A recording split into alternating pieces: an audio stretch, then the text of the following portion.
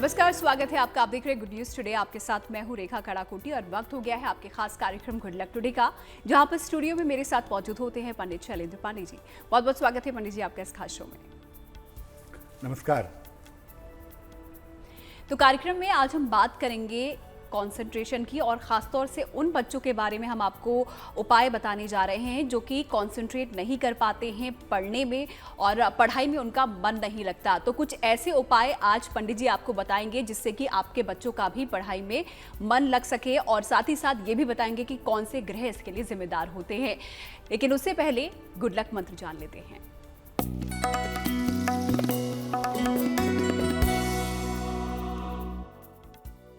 देखिए, अगर आप अपने वैवाहिक जीवन में शांति चाहते हैं, अगर आप चाहते हैं कि आपका वैवाहिक जीवन शांति से चले, बेवजह के विवाद ना हो, बेवजह के झगड़े झंझट ना हो, तो एक लोटे जल में जरा सी शक्कर घोल करके शिवलिंग पर हर शुक्रवार को प्रातः काल अर्पित करिए।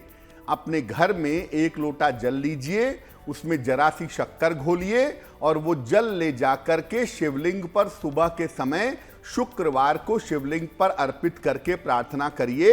आपके वैवाहिक जीवन की मुश्किलें दूर हो जाएंगी।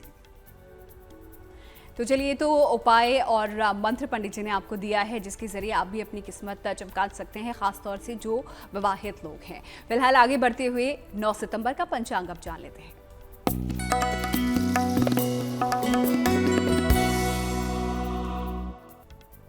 दिनांक 9 सितंबर 2022, दिन शुक्रवार, तिथि है भाद्रपद शुक्ल पक्ष की चतुर्दशी तिथि, शाम के 6:07 तक।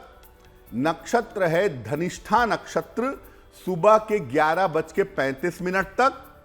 चंद्रमा कुंभ राशि में संचरण कर रहे हैं। राहु काल का समय सुबह के 10:30 से दोपहर के 12 बजे तक। पश्चिम दिशा की तरफ यात्रा करने की मनाही है, लेकिन अगर यात्रा करना जरूरी है, मजबूरी है, तो जरा सी दही खाकर और भगवान का स्मरण करके यात्रा करेंगे तो मुश्किल से बचे रहेंगे। तो चलिए, पंचांग पंडित जी ने आपको बता दिया है, तो आप अगर चाहते हैं कि आपका दिन अच्छा बीते तो इस पंचांग को आप जरूर फॉलो कीजिएगा। फिलहाल आगे बढ़ते हुए आ जाते हैं आज के हमारे विषय पर, जहां पर हम बात करने वाले हैं उन बच्चों के बारे में जिनका पढ़ाई में मन नहीं लगता। क्या कुछ उपाय वो कर सकते हैं, या फिर उनके माता पिता कौन से उपाय कर सकते हैं ताकि कॉन्सेंट्रेशन वो कर पाएं अपनी पढ़ाई पर। लेकिन उस पर जाने से पहले सवाल यहाँ पर पंडित जी मेरा ये है, क्योंकि पढ़ाई की हम बात कर रहे हैं, मन नहीं लगने की हम बात कर रहे हैं, तो पढ़ाई में अगर मन लगाना हो, मन लगाने के लिए कौन सा ग्रह यहाँ पर जिम्मेदार होता है?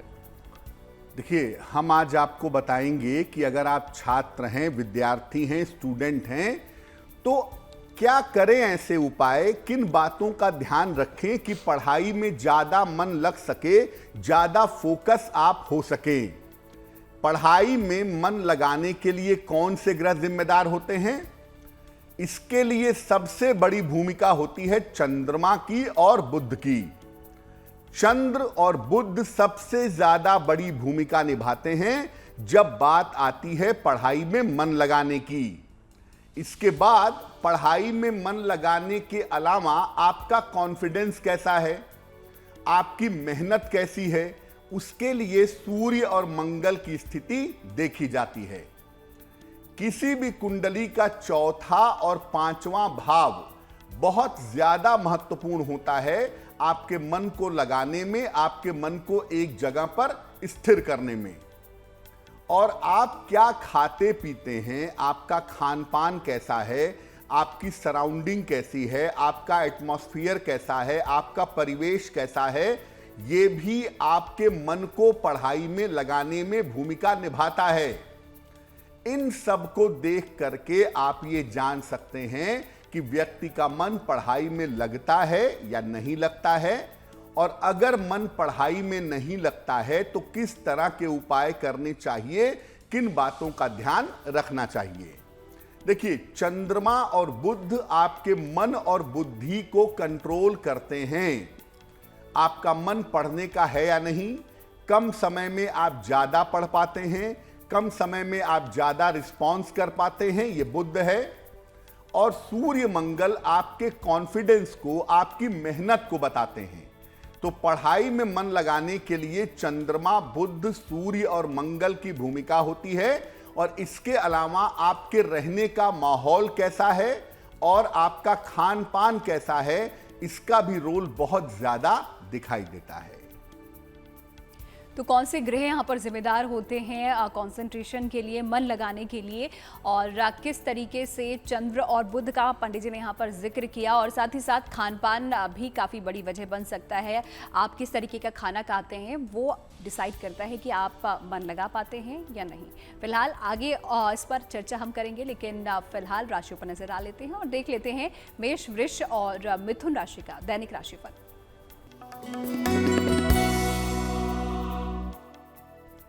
मेष राशि, स्वास्थ्य में आपके सुधार होता दिखाई दे रहा है। सेहत की मुश्किलें धीरे धीरे कम होंगी। संतान पक्ष की उन्नति होती दिखाई दे रही है। धन के मामलों में आपके लिए लाभ के संकेत बने हुए हैं। किसी निर्धन को अगर आप धन का दान कर दें तो आपका दिन और भी ज्यादा शुभ होगा। शुभ रंग होगा पीला और भाग्य का मीटर आपको नंबर दे रहा है 70%, यानी मध्यम भाग्य आपके साथ बना हुआ है।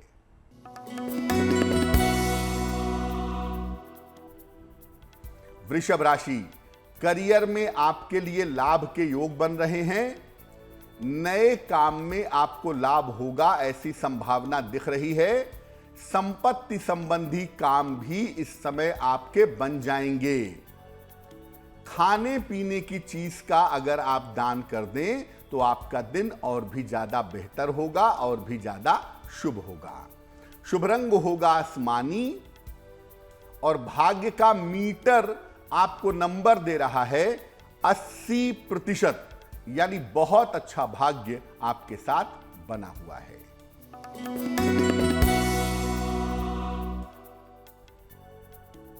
मिथुन राशि, काम का बोझ आपका हल्का रहेगा।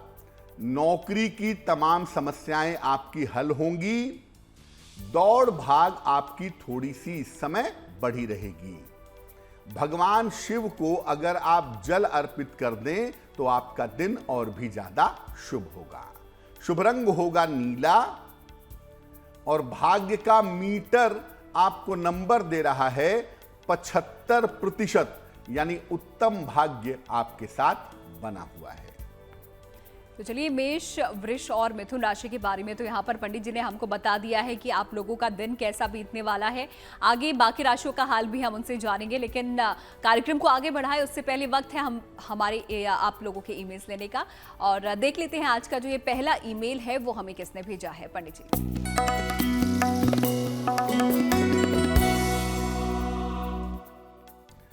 आज का पहला प्रश्न हमें रितेश कुमार साहू जी ने लिखा है जमशेदपुर से। इनकी जन्म की तारीख है 20 जुलाई 1991। जन्म का समय है मध्यरात्रि में 12:30।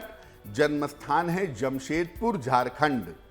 ये कह रहे हैं कि स्वास्थ्य इनका खराब रहता है। क्या मुझे सरकारी नौकरी मिल सकती है और मेरा भविष्य कैसा रहेगा? रितेश जी, आपकी कुंडली बनती है मेष लग्न की और आपकी राशि बनती है तुला राशि। अब आपकी कुंडली में सरकारी नौकरी लगने की संभावना जरूर बनती है, खास तौर से शिक्षा के क्षेत्र में या स्टेट सर्विस कमीशन में अगर आप तैयारी करें तो साल 2023 में आपको सरकारी नौकरी निश्चित रूप से मिल सकती है। उसके लिए आपको परिश्रम करना होगा और अगर आप परिश्रम करेंगे तो आपको लाभ होगा, पहली बात। दूसरी बात यह है कि डाइजेशन को लेकर के, पेट को लेकर के और आंखों को लेकर के इस कुंडली में समस्या की संभावना दिखाई दे रही है। तो डाइजेशन के लिहाज से और आंखों के लिहाज से आपको आने वाले समय में अपने स्वास्थ्य का ध्यान जरूर रखना होगा। अब क्या उपाय करें जिससे सरकारी नौकरी की व्यवस्था भी हो और स्वास्थ्य भी बेहतर रहे?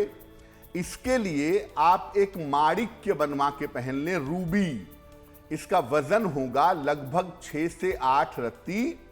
तांबे या सोने की अंगूठी में दाहिने हाथ की अनामिका अंगुली में। रविवार को प्रातः माणिक्य पहनने से आपको लाभ होगा। तो एक तो आप माणिक्य बनवाकर एक जरूर पहन लें, और दूसरा काम करें, नित्य प्रातः सूर्य भगवान को जल चढ़ाएं और इसके बाद एक बार आदित्य हृदय स्तोत्र का पाठ करें। अगर ये दो उपाय आप लंबे समय तक करें तो सरकारी नौकरी भी आपको प्राप्त होगी और स्वास्थ्य की जो बाधाएं आप बता रहे हैं वो बाधाएं भी आपकी दूर हो जाएंगी।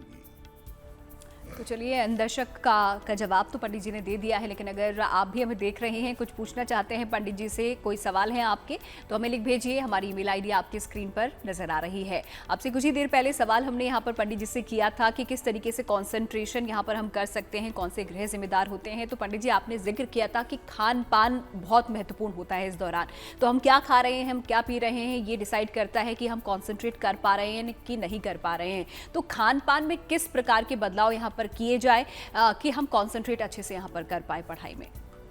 देखिए, पढ़ाई में मन लगाने की जो समस्या है उसमें चंद्रमा बुध तो जिम्मेदार होते ही हैं, बाकी सूर्य और मंगल की भूमिका भी होती है क्योंकि वो मेहनत करवाते हैं। जब आप कोई आहार ग्रहण करते हैं तो आपके शरीर में, आपके मन में बदलाव होता है और ये बदलाव लंबे समय तक आपके मन को प्रभावित करता है। इसीलिए प्राचीन काल से हमारे शास्त्रों में, हमारे ऋषियों ने, हमारे मुनियों ने भोजन की व्यवस्था पर बहुत फोकस किया है, बहुत ध्यान दिया है। अगर आपका भोजन सही नहीं होगा, आप कितना भी प्रयास कर लें, आप एकाग्र नहीं हो पाएंगे, आप कंसंट्रेट नहीं हो पाएंगे। तो खान पान में कैसे बदलाव किए जाएं? देखिए, अगर आपको पढ़ाई में अपने मन लगाना है, पढ़ाई को बेहतर करना है, तो खाने में फलों का खूब प्रयोग करें। फ्रूट्स खाने से मन का एकाग्र होना ज्यादा आसान होता है, तो खाने में फलों का खूब प्रयोग करें। ड्राई फ्रूट अगर आप खाएं, जिसको मेवा कहते हैं, बादाम है, काजू है, चिरौंजी है, छुआरा है, अखरोट है, ड्राई फ्रूट अगर आप खाएं तो ड्राई फ्रूट खाना भी आपके लिए लाभकारी होगा। जब आप भोजन कर रहे हैं तो उस समय आपका चेहरा अगर उत्तर दिशा की तरफ रहे, अगर नॉर्थ डायरेक्शन की तरफ रहे, तो आपको कम मेहनत में ज्यादा रिजल्ट्स मिलेंगे। तो खाना खाते समय अपना चेहरा उत्तर दिशा की तरफ रख करके भोजन करिए, इससे आपको लाभ होगा। सप्ताह में एक दिन अगर आप उपवास रखें, और मान लिया सप्ताह में नहीं रख पाते तो महीने में 2 एकादशी आती है 15-15 दिन के अंतर पर, दोनों एकादशी का अगर आप उपवास रखें तो और भी अच्छा होगा। उपवास रखने से मन पर इसका गहरा प्रभाव पड़ता है और जब मन की शुद्धि होगी, मन पर गहरा प्रभाव पड़ेगा तो निश्चित रूप से आप पढ़ाई में मन लगा पाएंगे। देखिए, एकाग्रता हो सकता है खेलने में आपका मन बहुत लगता हो सकता है टेलीविजन देखने में, फिल्म देखने में मन बहुत लगता हो, लेकिन पढ़ाई में ना लगता हो। तो बेसिकली हम जो उपाय बता रहे हैं वो पढ़ाई में मन लगाने वाले हैं। उसके लिए सबसे पहली जो बात है वो आपका आहार है, आपकी फूड हैबिट्स है। इस पर अगर आप ध्यान दें तो आपके लिए बहुत अच्छा रहेगा। तो आहार पर किस प्रकार आपको ध्यान देना है ये पंडित जी ने बता दिया है। फिलहाल आगे बढ़ते हुए अगली 3 राशियों के बारे में उनसे जान लेते हैं, और अगली 3 राशियां है कर्क, सिंह और कन्या राशि। आइए देखते हैं इनका भाग्यफल।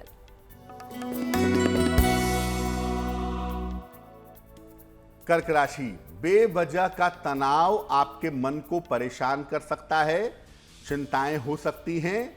स्वास्थ्य पर अपना ध्यान इस समय आपको बनाए रखना है। स्थान परिवर्तन के लिए तैयार रहें। जीवन में चेंज ऑफ प्लेस के योग आपके शुरू हो रहे हैं। किसी निर्धन को अगर आप सफेद मिठाई का दान कर दें तो आपके दिन की मुश्किलें बहुत हद तक कम हो जाएंगी।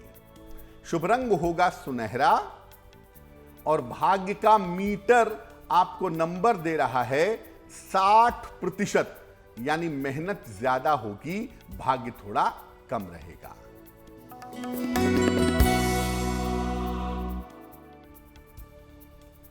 सिंह राशि, पारिवारिक तमाम समस्याएं आपकी हल होने वाली हैं।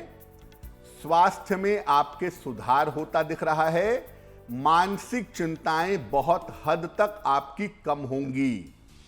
खाने पीने की वस्तु का अगर आप दान करें तो आपका दिन और भी ज्यादा बेहतर होगा, मुश्किलें समाप्त होंगी। शुभ रंग होगा लाल और भाग्य का मीटर आपको नंबर दे रहा है 70%, यानी मध्यम भाग्य आपके साथ बना हुआ है।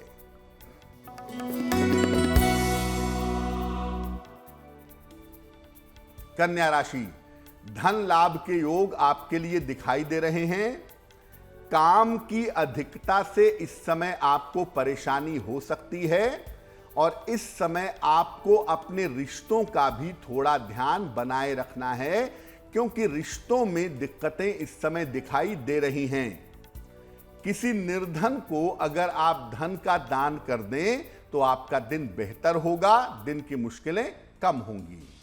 शुभ रंग होगा सिल्वर यानी चांदी जैसा रंग और भाग्य का मीटर आपको नंबर दे रहा है 65%, यानी जितनी मेहनत करेंगे उतना ही आपको लाभ होगा। तो राशियों के बारे में तो हम पंडित जी से जान ही रहे हैं और साथ ही साथ उपाय भी आज आपको बता रहे हैं कि किस प्रकार आप कंसंट्रेट कर सकते हैं ज़्यादा से ज़्यादा अपनी पढ़ाई पर। उस पर हम आगे जाएंगे, लेकिन फिलहाल लेते हैं आपका सवाल। देखते हैं अगला जो ईमेल है वो हम किसका लेने वाले हैं और क्या कुछ ये दर्शक हमसे पूछ रहे हैं। पंडित जी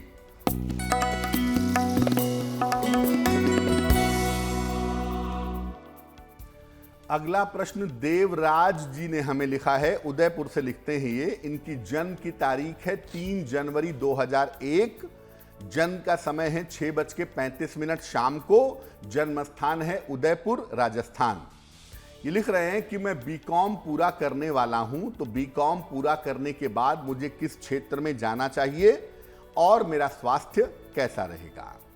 देवराज, आपकी कुंडली बनती है कर्क लग्न की और आपकी राशि बनती है मीन राशि। देखिए, आपके लिए बीकॉम करने के बाद 2 क्षेत्र सबसे ज्यादा बेहतर हैं। या तो आप बैंकिंग मैनेजमेंट के क्षेत्र में जाइए, बैंक का क्षेत्र, मैनेजमेंट का क्षेत्र आपके लिए उत्तम होगा, या आप कानून के क्षेत्र में लॉ के फील्ड में जाइए, उसमें भी आपको सफलता मिलेगी। बैंकिंग, मैनेजमेंट या लॉ का फील्ड आपके लिए बहुत अच्छा रहेगा। स्वास्थ्य की जहां तक बात है, आपके डाइजेशन में दिक्कतें दिखाई देती हैं। पेट से संबंधित समस्याएं और हड्डियों से संबंधित समस्याएं आपको परेशान कर सकती हैं। क्या उपाय करना चाहिए? देखिए, सबसे पहला काम आप ये करें कि आप एक मोती बनवा करके पहन लें। लगभग 8 से 10 रत्ती की मोती चांदी की अंगूठी में, दाहिने हाथ की सबसे छोटी उंगली में, शुक्ल पक्ष के सोमवार की रात को एक मोती पहनने से आपको लाभ होगा। और दूसरा काम आप ये करें, रोज सुबह सूर्य भगवान को जल चढ़ाएं, सादा पानी, प्लेन वाटर। सुबह और शाम दोनों समय 108 बार नमः शिवाय का जप करें।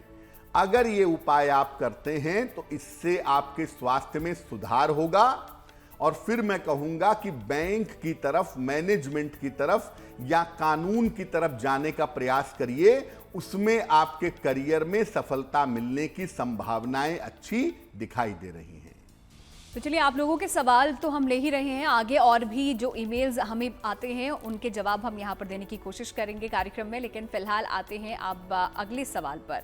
और बात अब करते हैं परिवेश और रहन सहन की। किस तरीके से इनमें भी आप अगर बदलाव करेंगे तो आपको पढ़ने में मदद मिलेगी, आपके कॉन्सेंट्रेशन में यहाँ पर चेंजेस आएंगे। तो पंडित जी, किस तरीके से हमें अपने परिवेश और अपने रहन सहन में बदलाव यहाँ पर करना चाहिए? अगर आपको पढ़ने में मन लगाना है तो सबसे पहले आपको अपना खान पान ठीक करना होगा। इसके बाद आपको अपने परिवेश में और रहन सहन में भी बदलाव करना पड़ेगा। अपने रहन सहन में, जीवनचर्या में कैसे बदलाव करें? देर रात तक जगने से और देर सुबह तक सोने से आपको बचना चाहिए। ज्यादा सुगंध और सौंदर्य प्रसाधनों का प्रयोग ना करें। स्टूडेंट लाइफ में बहुत ज्यादा सुगंध का प्रयोग करना अच्छा नहीं होता और बहुत ज्यादा कॉस्मेटिक्स का प्रयोग करना भी अच्छा नहीं होता। तो ज्यादा सुगंध से और ज्यादा सौंदर्य प्रसाधनों के प्रयोग से आपको बचना चाहिए। रोज स्नान करिए और साफ सुथरे तरीके से रहिए, ये आपके लिए बहुत जरूरी है। सप्ताह में एक दिन किसी भी धर्म स्थान पे जा करके, आप मंदिर जाते हैं, आप गुरुद्वारे जाते हैं, जहां भी जाते हैं, जिस भी धर्म के मानने वाले हैं, सप्ताह में एक दिन वहां जाकर कुछ समय बैठिए और कुछ समय बैठ करके प्रार्थना करिए, आपको लाभ होगा। देखिए, आपकी जो हैबिट्स हैं, आपकी जो आदतें हैं, उनको अगर आप इंप्रूव करेंगे तो उससे पढ़ाई की तरफ ध्यान ज्यादा तेजी से जाएगा। और अगर पढ़ाई की तरफ ज्यादा तेजी से ध्यान जाएगा तो धीरे धीरे मन भी लगा सकेंगे। इसलिए अपनी आदतों को भी ठीक करना होगा। देर रात तक जग करके पढ़ने से पूरे दिन का क्लॉक बिगड़ेगा, सेहत भी खराब होगी और पढ़ पाना भी आपके लिए कठिन होगा। तो आप सुबह जल्दी उठ करके पढ़िए, अपने फूड हैबिट्स को ठीक रखिए, सौंदर्य प्रसाधन, कॉस्मेटिक्स, इन सब चीजों से बचिए और एक दिन किसी भी धर्म स्थान पर जाकर के प्रार्थना करिए, पूजा करिए, आपको निश्चित रूप से लाभ होगा। तो चलिए, किस तरीके से आप अपने रहन सहन में बदलाव करके भी अपनी पढ़ाई पर कंसंट्रेट कर सकते हैं, ध्यान लगा सकते हैं, ये पंडित जी से आपने जाना है। आगे बढ़ते हुए अगली 3 राशियों के बारे में पूछ लेते हैं उनसे। देखते हैं तुला, वृश्चिक और धनु राशि के जो जातक हैं उनका दिन कैसा बीतने वाला है। पंडित जी।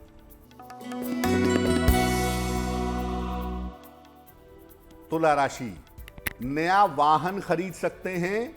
वाहन खरीदने की संभावना अभी दिख रही है। कारोबार में फायदा होता हुआ दिखाई दे रहा है। अगर अविवाहित हैं तो इस समय आपका विवाह तय हो सकता है। भगवान शिव को अगर 1 लोटा जल आप अर्पित कर दें तो आपका दिन और भी ज्यादा शुभ होगा। शुभ रंग होगा हरा और भाग्य का मीटर आपको नंबर दे रहा है 75%, यानी उत्तम भाग्य आपके साथ बना हुआ है।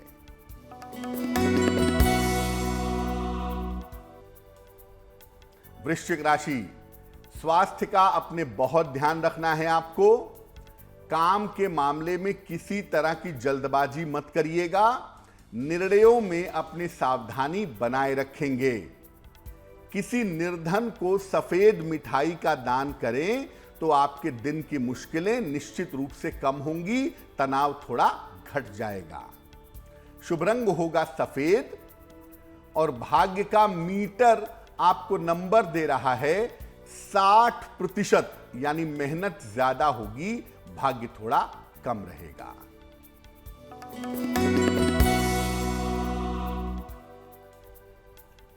धनु राशि, धन लाभ के योग आपके लिए बने हुए हैं। संतान पक्ष की उन्नति होती दिखाई दे रही है। स्थान परिवर्तन के योग भी आपके लिए बन रहे हैं। किसी निर्धन को अगर आप धन का दान कर दें तो आपका दिन और भी ज्यादा शुभ होगा। शुभ रंग होगा नारंगी और भाग्य का मीटर आपको नंबर दे रहा है 70%, यानी मध्यम भाग्य आपके साथ बना हुआ है। तो तुला, वृश्चिक और धनु राशि के जातकों का भाग्य उनका कितना साथ देगा, ये हमने जाना। और आगे आपके लिए हम कुछ खास उपाय यानी कि महा उपाय लेकर आए हुए हैं। तो उसके लिए आपको थोड़ा सा इंतजार अभी और करना होगा क्योंकि वक्त हो गया है आप लोगों के ही ईमेल का। देखते हैं जो अगला सवाल है वो हम किसका लेने वाले हैं। पंडित जी।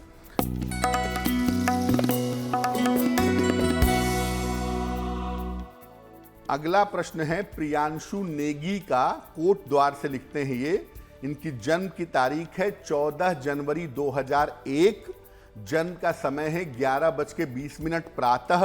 जन्म स्थान है कोट द्वार, उत्तराखंड।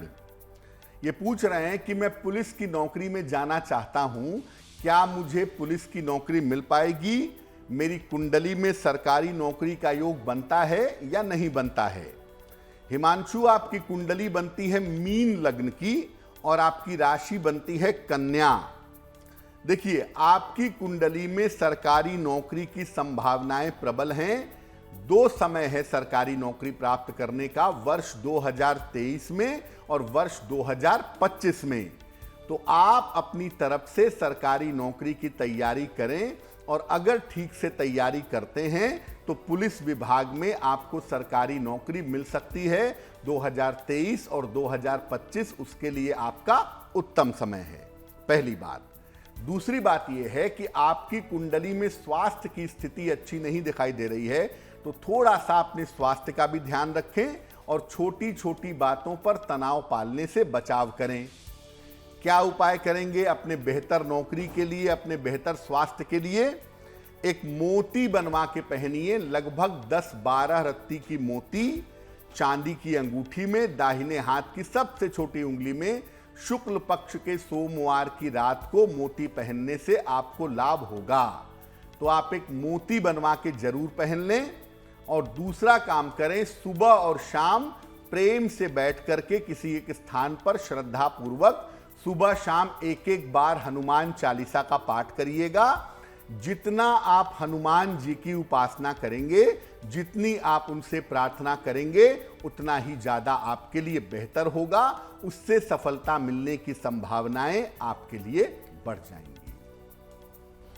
तो प्रियांशु को तो यहाँ पर पंडित जी ने उपाय दे दिए हैं। उन्होंने सवाल यहाँ पर हमें भेजा था तो उनको उनके समाधान मिल चुके हैं। अगर आप भी उनमें से एक हैं जो कि अपने सवाल पंडित जी तक पहुँचाना चाहते हैं तो हमें ईमेल कीजिए ईमेल आईडी पर जो कि आपकी स्क्रीन पर फ्लैश हो रही है।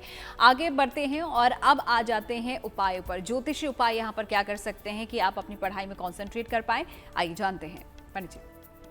पढ़ाई में मन लगाने के लिए खान पान में बदलाव जरूरी है, आपके परिवेश में, आपके माहौल में बदलाव जरूरी है। ज्योतिष के कौन से उपाय करने चाहिए? देखिए, पढ़ने के स्थान पर हल्के हरे या नीले रंग का प्रयोग करना बहुत अच्छा होगा। जहां आप पढ़ते हैं, अगर टेबल क्लॉथ आपने लगाई हुई है तो वो लाइट ग्रीन या लाइट ब्लू कलर की लगाइए। कमरे का रंग भी अगर हल्का नीला हो या हल्का हरा हो तो बहुत अच्छा होगा। टेबल लैंप का इस्तेमाल जरूर करिए। टेबल लैंप को रख करके पढ़ाई करने से, उसका प्रयोग करने से मन को पढ़ाई में लगा पाना आसान होता है। और अगर पढ़ाई के लिए कोई रत्न पहनना चाहते हैं तो सलाह लेकर के एक पन्ना या मोती पहनने से लाभ होगा। दोनों मत पहनिए, दोनों में से एक पहन सकते हैं। सलाह लेकर के या तो एक पन्ना पहन ले, फायदेमंद होगा, या तो एक मोती पहन लें, वो भी आपके लिए बहुत फायदेमंद रहने वाला है। और जो लोग शिक्षार्थी हैं, विद्यार्थी हैं, जो पढ़ना चाहते हैं, पढ़ने में मन लगाना चाहते हैं, उन्हें नियमित रूप से गायत्री मंत्र का जप जरूर करना चाहिए।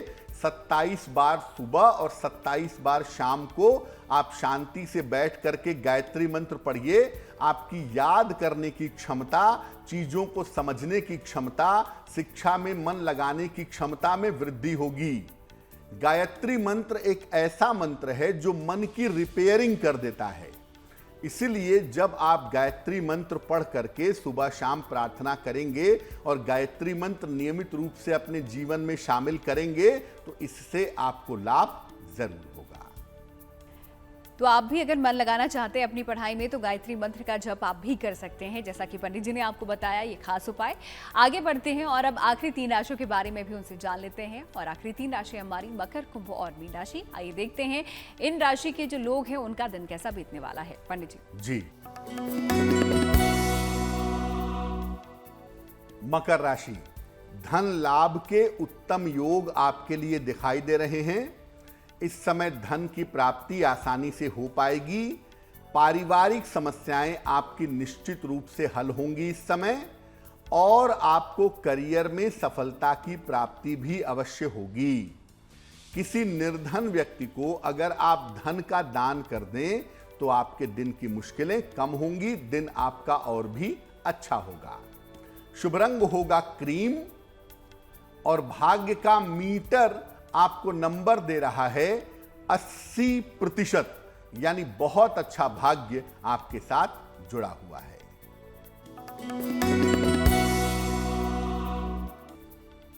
कुंभ राशि, आपके परिवार में शुभ और मंगल कार्य हो सकते हैं। नई योजनाएं इस समय आप बना सकते हैं। रुके हुए तमाम काम अगर आप कोशिश करते हैं तो इस समय पूरे होंगे। भगवान शिव को अगर एक लोटा जल आप अर्पित कर दें तो आपका दिन और भी ज्यादा शुभ होगा। शुभ रंग होगा फिरोजी और भाग्य का मीटर आपको नंबर दे रहा है 90%, यानी सबसे ज्यादा भाग्य आपके साथ बना हुआ है।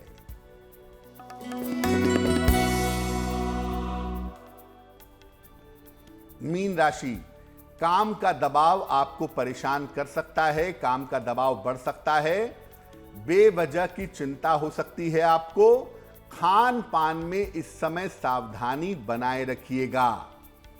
किसी निर्धन को अगर आप सफेद मिठाई का दान कर दें तो आपका दिन और भी ज्यादा शुभ होगा, दिन की मुश्किलें कम होंगी।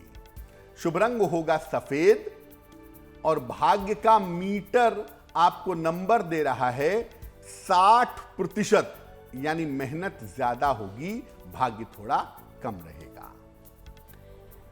तो राशियों के बारे में तो हमने पंडित जी से जान लिया है। सभी 12 राशि के जो लोग हैं उनके लिए ये दिन उनका कैसा बीतने वाला है, भाग्य उनका कितना साथ देने वाला है, ये हमने जाना। तो चलिए, पढ़ाई में मन किस प्रकार आपको लगाना है ये तो लगातार हम आपको कार्यक्रम के जरिए बता रहे हैं, लेकिन कुछ लोग ऐसे होते हैं जिनकी पढ़ाई सब कुछ अच्छी चल रही है, मन भी अच्छे से लग जाता है, लेकिन उसको और बेहतर अगर करना हो पंडित जी तो किस प्रकार किया जा सकता है, कौन से उपाय यहाँ पर वो छात्र और बच्चे कर सकते हैं? बिल्कुल, देखिए, आपका पढ़ाई में मन लगता है तो इसका मतलब तो जरूर है कि आपका चंद्रमा ठीक होगा, क्योंकि अगर चंद्रमा ठीक नहीं होगा तो आप मन नहीं लगा पाएंगे। मन लगाते हैं, पढ़ते भी हैं और आप चाहते हैं कि ये पढ़ाई और ज़्यादा बेहतर हो जाए, कंसंट्रेशन और ज़्यादा अच्छा हो जाए। क्या करना चाहिए? एक किताब का नाम लिखिए, एक पुस्तक का नाम है नील सरस्वती स्तोत्र। नील सरस्वती स्तोत्र। नित्य प्रातः स्नान करके सबसे पहले सूर्य भगवान को जल चढ़ाइए, डेली मॉर्निंग, और उसके बाद अपने पूजा स्थान पर बैठ करके या अपने पढ़ने के स्थान पर बैठ करके नील सरस्वती स्तोत्र का पाठ करिए। अगर ऐसा नियमित रूप से आप करते हैं, अगर ऐसा नियमित रूप से होता है तो आप ज्यादा बेहतर परफॉर्म कर पाएंगे। खास तौर से नील सरस्वती स्तोत्र उनके लिए बहुत फायदेमंद होता है जो पढ़ाई में मेहनत तो बहुत करते हैं लेकिन उन्हें पढ़ाई में रिजल्ट्स नहीं मिलते। तो अगर आप पढ़ाई में ज्यादा मेहनत करते हैं और पढ़ाई में रिजल्ट्स नहीं मिल पाते हैं या आप इसको और इंप्रूव करना चाहते हैं तो नील सरस्वती स्तोत्र का पाठ करना रोज सुबह आपके पढ़ाई के मामले को बहुत अच्छा बना सकता है।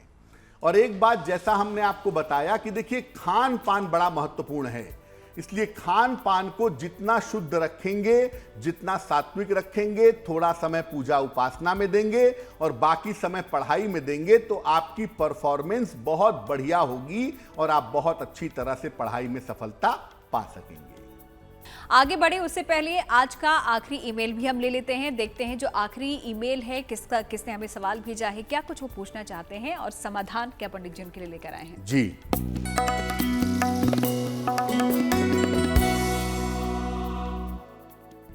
आज का जो आखिरी प्रश्न है वो राजीव रंजन सिंह जी ने हमें लिखा है। ये धनबाद से लिखते हैं राजीव जी। इनकी जन्म की तारीख है 19 मार्च 1997।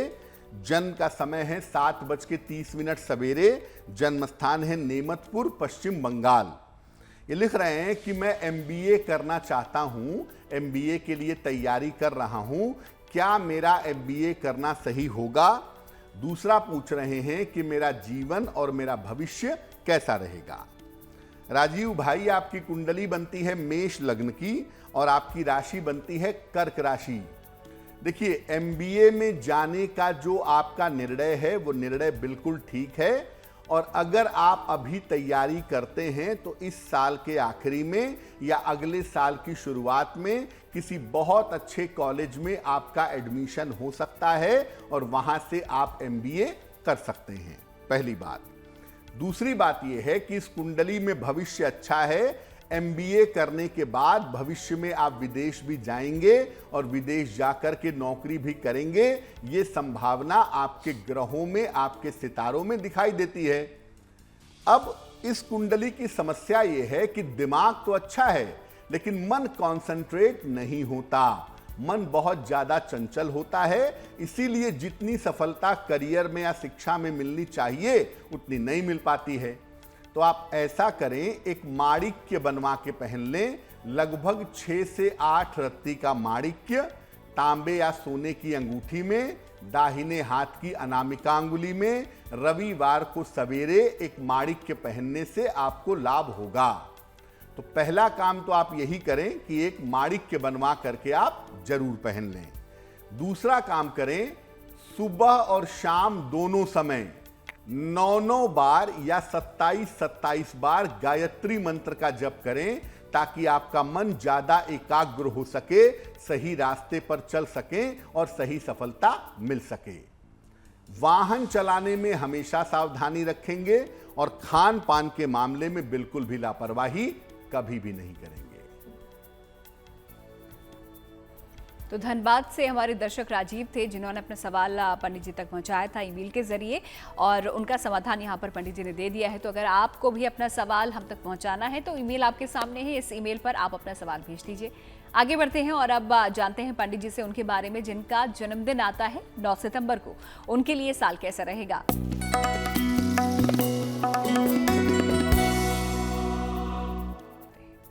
जिन लोगों का जन्मदिन 9 सितंबर को है उन्हें हम सबकी तरफ से जन्मदिन की हार्दिक शुभकामनाएं। आने वाले वर्ष में आपके करियर में सुधार होता दिखाई दे रहा है। धन की समस्या और कर्ज की समस्या आपकी आसानी से दूर होगी। धन के निवेश में पैसा इन्वेस्ट करने में थोड़ी सावधानी इस साल में रखिएगा, और इस साल में छोटी मोटी कोई सर्जरी, छोटा मोटा कोई ऑपरेशन आपका हो सकता है, इस बात की संभावना बनती है। क्या करेंगे? पूरे साल भर हनुमान जी की अगर आप उपासना करें तो आपके लिए बहुत अच्छा रहेगा। और चलिए, वक्त हो गया है आज की जिज्ञासा को दूर करने का, और आज की जिज्ञासा पंडित जी ये है, क्योंकि हनुमान जी के लिए हम कहते हैं कि बाल ब्रह्मचारी हैं, तो ऐसे में सवाल यहाँ पर उठता है क्योंकि पत्नी का भी जिक्र आता है, तो क्या हनुमान जी की कोई पत्नी भी है?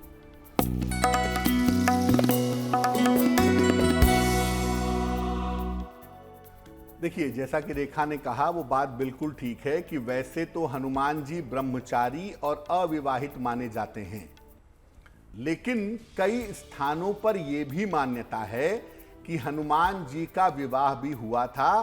खासतौर से दक्षिण भारत के कुछ इलाकों में हनुमान जी को विवाहित माना जाता है। हनुमान जी की पत्नी का नाम है सुवर्चला, जो सूर्य की पुत्री हैं।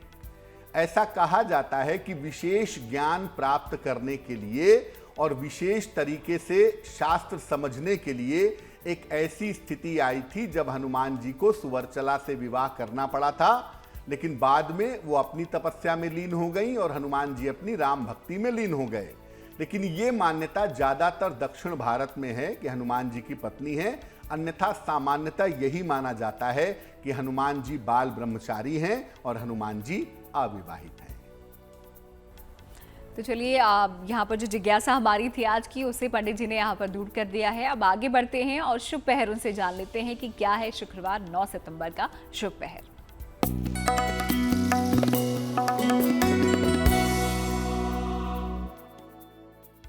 बात करते हैं शुभ पहर की। दिनांक 9 सितंबर 2022, दिन शुक्रवार। शुभ पहर का समय है शाम को 6 बजे से 7:30 के बीच में।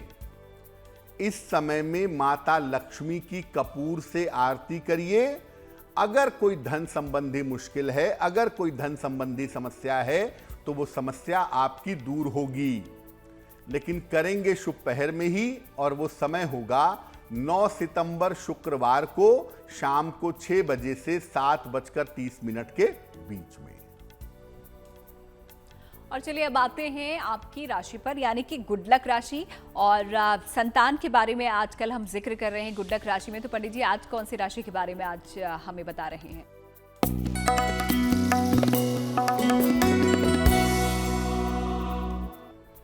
आज जिस राशि के संतान पक्ष के बारे में बताएंगे वो गुड लक राशि है सिंह राशि। सिंह राशि वालों को अच्छी और योग्य संतान आसानी से मिल जाती है। इनकी संतान आमतौर पर अच्छी भी होती है और योग्य भी होती है, लेकिन अक्सर स्थितियों की वजह से, परिस्थितियों की वजह से संतान इनसे दूर रहती है। बाकी सब ठीक होता है, लेकिन माता पिता और संतान को दूर दूर रहना पड़ता है। अगर आप संतान पक्ष से सफलता चाहते हैं तो आप नियमित रूप से भगवान शिव की उपासना करिए। आपका संतान पक्ष निश्चित रूप से बेहतर बना रहेगा। तो चलिए, गुड लक राशि आज की हमारी सिंह थी और सिंह के बारे में, संतान पक्ष के बारे में उनके पंडित जी ने आपको बता दिया है। आगे आने वाले दिनों में बाकी राशियों के बारे में भी हम बताएंगे गुड लक राशि के जरिए, लेकिन फिलहाल आखिरी पड़ाव पर हम हैं और यहाँ पर हम आपको देते हैं एक महा उपाय जिसका इंतजार आप सभी लोग करते हैं। तो चलिए जान लेते हैं पंडित जी से आज का महा उपाय क्या है। पंडित जी,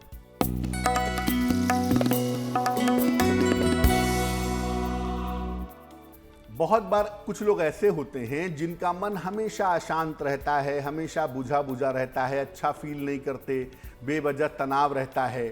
क्या करना चाहिए? ज़्यादा से ज़्यादा रोशनी में रहने का प्रयास करिए। अगर आपके घर में सूर्य का प्रकाश आता हो तो इससे बढ़िया कोई बात नहीं है।